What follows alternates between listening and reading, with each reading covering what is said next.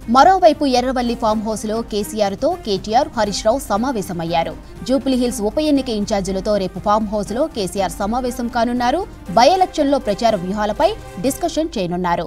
జూబ్లీహిల్స్ లో road షోలకు BRS నేతలు plan చేశారు. రోడ్ షోల్లో కేటీఆర్ హరీష్ రావు పాల్గొననున్నారు. ఇప్పటికే రోడ్ షోల కోసం ప్రచార వెహికల్స్ ను సిద్ధం చేశారు బీఆర్ఎస్ నాయకులు.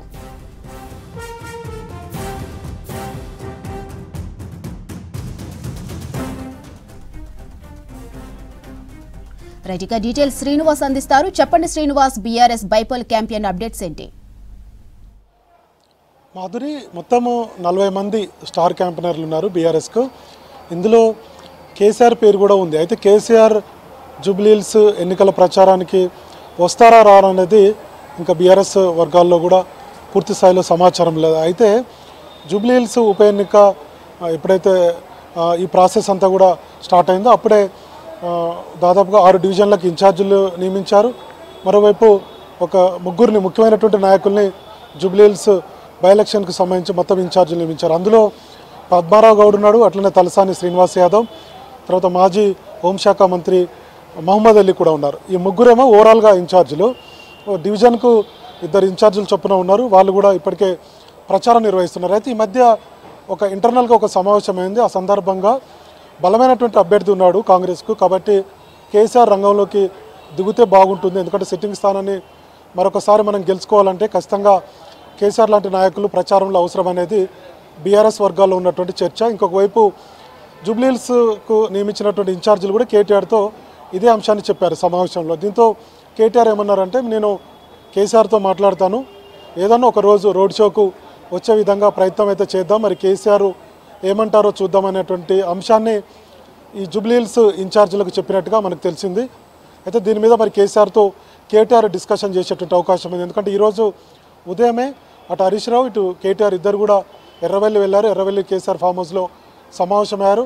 ప్రధానంగా జూబ్లీహిల్స్ బై ఎలక్షన్లో ఎట్లా గెలుపొందాలి, ఎలాంటి వ్యూహంతో ముందుకు వెళ్ళాలి, ప్రచారం ఎట్లా నిర్వహించాలి, ఓటర్లను ఎట్లా కలవాలి, మరోసారి సిట్టింగ్ స్థానాన్ని ఎట్లా నిలుపుకోవాలనే దాని మీద వాళ్ళు డిస్కషన్ చేసినట్లుగా తెలిసింది. ఇంకొక వైపు రేపు ఈ జూబ్లీహిల్స్కు 6 డివిజన్లకు సంబంధించినటువంటి ఇన్ఛార్జీలు, అట్లనే మొత్తం జూబ్లీహిల్స్ సంబంధించినటువంటి 3 ఇన్ఛార్జీలు, వీళ్ళతో పాటు ముఖ్య నాయకులు అందరితో కూడా రేపు ఎర్రవల్లి ఫామ్ హౌస్లో కేసీఆర్ సమావేశం కాబోతున్నారు. జూబ్లీహిల్స్ ఉప ఎన్నికల్లో ఎట్లా దాన్ని గెలవాలి అనే దాని మీద వాళ్ళకు దిశానిర్దేశం చేయబోతున్నారు. అయితే ఈ సందర్భంగా ఎక్కడ తెలంగాణ భవన్లో కానీ లేదంటే ప్రచారంలో ఎవరు మాట్లాడుకున్న నాయకులందరూ ఆయా జిల్లాల నుంచి కూడా నాయకులందరూ కూడా వచ్చారు.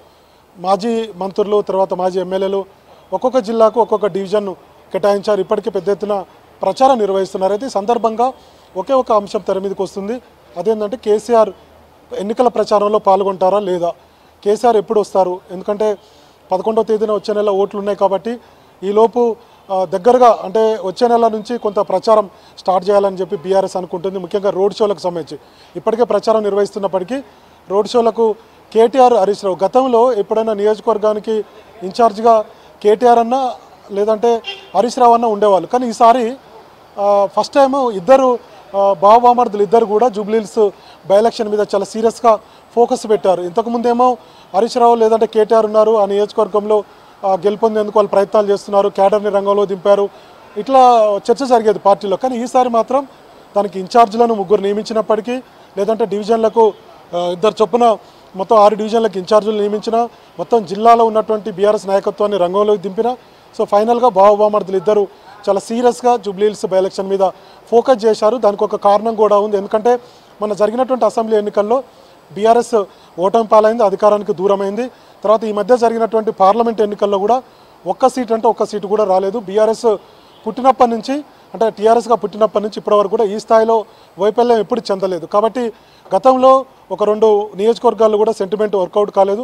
కాబట్టి ఈసారి ఖచ్చితంగా ఉన్నటువంటి అంటే జూబ్లీహిల్స్ సిట్టింగ్ స్థానం బీఆర్ఎస్ కాబట్టి ఖచ్చితంగా నిలుపుకోవాలంటే ట్రబుల్ షూటర్గా పేరున్నటువంటి హరీష్ రావు కావచ్చు, లేదంటే కొంత దూకుడుగా ఉన్నటువంటి కేటీఆర్ కావచ్చు, వీళ్ళిద్దరు బావమర్దులు రంగంలోకి దిగుతూనే కొంత బీఆర్ఎస్లో బీఆర్ఎస్ క్యాడర్లో కొంత జోష్ ఉంటుంది అన్నటువంటి ఉద్దేశంతో కేసీఆర్ మిగతా ఇన్ఛార్జీలు ఉన్నప్పుడు కూడా మీరిద్దరు చూసుకోవాలని ఆయన ఆదేశించినట్టుగా తెలిసింది. అందులో భాగంగానే ఇప్పుడు మన వెనక ఉంది ప్రచార రథం.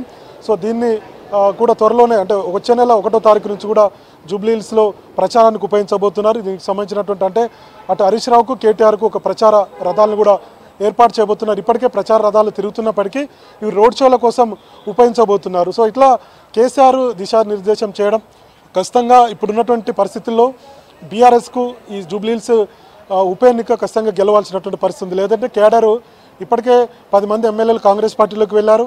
చాలామంది స్థానికంగా ఉన్నటువంటి నాయకులంతా కూడా కాంగ్రెస్ పార్టీలోకి వెళ్ళారు. కాబట్టి సో ఇప్పుడున్నటువంటి పరిస్థితుల్లో జూబ్లీహిల్స్ ఎన్నిక అనేది అనివార్యంగా భావిస్తుంది బీఆర్ఎస్. లేదంటే ఇంకా పార్టీ కాలేటువంటి పరిస్థితి కూడా లేకపోలేదనేది పొలిటికల్ సర్కిల్లో జరుగుతున్నటువంటి చర్చ. కాబట్టి ఖచ్చితంగా జూబ్లీహిల్స్ బై ఎలక్షన్ను మరోసారి గులాబీ జెండా ఎగరవేయాలంటే కొంత గ్రౌండ్లో చాలా వ్యూహంతో ముందుకు వెళ్ళాలి. ఎందుకంటే ఒకవైపు అధికార పార్టీ కాంగ్రెస్ ఉంది, ఇప్పటికే మంత్రులు తర్వాత కాంగ్రెస్ పార్టీకి సంబంధించినటువంటి నాయకత్వం అంతా కూడా రంగంలో దిగింది. ఇంకొక వైపు బీజేపీ కూడా సీరియస్గా వర్కౌట్ చేస్తుంది. సో ఇట్లాంటి పరిస్థితుల్లో బీజేపీ బీఆర్ఎస్కు గత ఫలితాలు కనుక రిపీట్ అయితే కొంత డ్యామేజ్ అయ్యేటువంటి అవకాశం ఉంది. రానున్నటువంటి రోజుల్లో ఇప్పటికే నవంబర్లో స్థానిక సంస్థల ఎన్నికలు జరగబోతున్నాయని చెప్తున్నారు. మరోవైపు గ్రేటర్ ఎన్నికలు కూడా ఉన్నాయి. సో ఇట్లాంటి పరిస్థితుల్లో జూబ్లీహిల్స్ ఎన్నికల్లో గులాబీ జెండా ఎగరవేసి తీరాలనేది బీఆర్ఎస్ పట్టుదలతో ఉంది. చూడాలి. ఇప్పటికే కాంగ్రెస్ పార్టీ బలమైనటువంటి అభ్యర్థిగా బయట రాజకీయ వర్గాల్లో చర్చ జరుగుతుంది. సో ఖచ్చితంగా బీఆర్ఎస్ కూడా ఎదుర్కోవాల్సినటువంటి పరిస్థితి అయితే ఉంది. కాబట్టి రేపు కేసీఆర్ ఫామ్ హౌస్లో ఆ అంటే జూబ్లీహిల్స్ నియోజకవర్గానికి సంబంధించినటువంటి ఇన్ఛార్జీలు, డివిజన్లకు సంబంధించినటువంటి ఇన్ఛార్జీలు కేటీఆర్, హరీష్ రావు వీళ్ళందరితో సమావేశమై వాళ్ళకు సలహాలు సూచనలు ఇచ్చి తర్వాత బావబామర్దులు ఇద్దరిని కూడా అంటే హరీష్ రావు, కేటీఆర్ ఇద్దరిని కూడా ఈ రోడ్ షోలు నిర్వహించాలని ఆయన సూచించేటువంటి అవకాశం ఉంది. మొత్తానికి ఒక ప్లాన్ తోటి ఉప ఎన్నికలు ఎప్పుడు వచ్చినా బీఆర్ఎస్ నిజంగానే గతంలో మనం ఉద్యమ సమయంలో చూసినా ఎప్పుడు చూసినా ఉప ఎన్నికలను బీఆర్ఎస్ ఉపయోగించుకుంది కూడా తెలంగాణ ఉద్యమం కోసం. సో అట్లాంటి పరిస్థితులు మళ్ళీ తిరిగి రావాలి, ఆ స్థాయిలో గ్రౌండ్లోకి వెళ్ళాలనేది కేసీఆర్ చెప్తున్నట్టుగా బీఆర్ఎస్లో ముఖ్య నేతలు కొంతమంది మీడియాతో చిట్చాటుగా చెప్తున్నారు. సో ఫైనల్గా గులాబీ జెండా ఎగరవేయకపోతే బీఆర్ఎస్ పరిస్థితి చాలా దారుణంగా ఉండేటువంటి అవకాశాలు ఉన్నాయనేది పొలిటికల్ సర్కిల్లో జరుగుతుంది. బీఆర్ఎస్లో కూడా ఆ చర్చ ఉంది. కాబట్టి అటు 2023లో జరిగినటువంటి అసెంబ్లీ ఎన్నికలు, పార్లమెంట్ ఎన్నికల్లో సో ఆ 2 ఎన్నికల్లో కూడా ఘోరమైనటువంటి వైఫల్యాన్ని బీఆర్ఎస్ చెందింది. కాబట్టి సో ఇప్పుడు వచ్చేటువంటి జూబ్లీహిల్స్ ఎన్నికను ఉపయోగించుకొని తర్వాత గ్రౌండ్లోకి అంటే స్థానిక సంస్థల ఎన్నికలకు సిద్ధం కావాలన్నటువంటి ఆలోచనతో అయితే బీఆర్ఎస్ ఉంది. మరి చూడాలి కేసీఆర్ ప్రచారానికి వస్తారా లేదంటే ఓన్లీ కేటీఆర్, హరీష్ రావు మిగతా నాయకులే ప్రచారంలో ఉంటారా? ఈ ఉప ఎన్నికలో వీళ్ళిద్దరే బాబామర్దులిద్దరే అట్రాక్షన్గా ప్రజల్లోకి వెళ్తారా? ఏందనేది రిజల్ట్ ఎలా ఉంటుంది అనేది మనకు భవిష్యత్తులో తెలిసేటువంటి అవకాశం ఉంది. మొత్తానికి బీఆర్ఎస్కి అయితే ఇది ఒక టెన్షన్ వాతావరణం అని చెప్పొచ్చు బై ఎలక్షన్ అనేది. సో ఖచ్చితంగా ఒక ఫీవర్ అయితే బీఆర్ఎస్కి పట్టుకుంది. ఖచ్చితంగా గెలిచి తీరాలనేటువంటి ధీమాతోటి అయితే ఉంది. మరి చూడాలి రిజల్ట్ ఎలా ఉంటుంది ఏంటనేది మనకు ఎన్నికల్లో తెలిసేటువంటి అవకాశం ఉంది. మాధురి. Thank you Srinivas.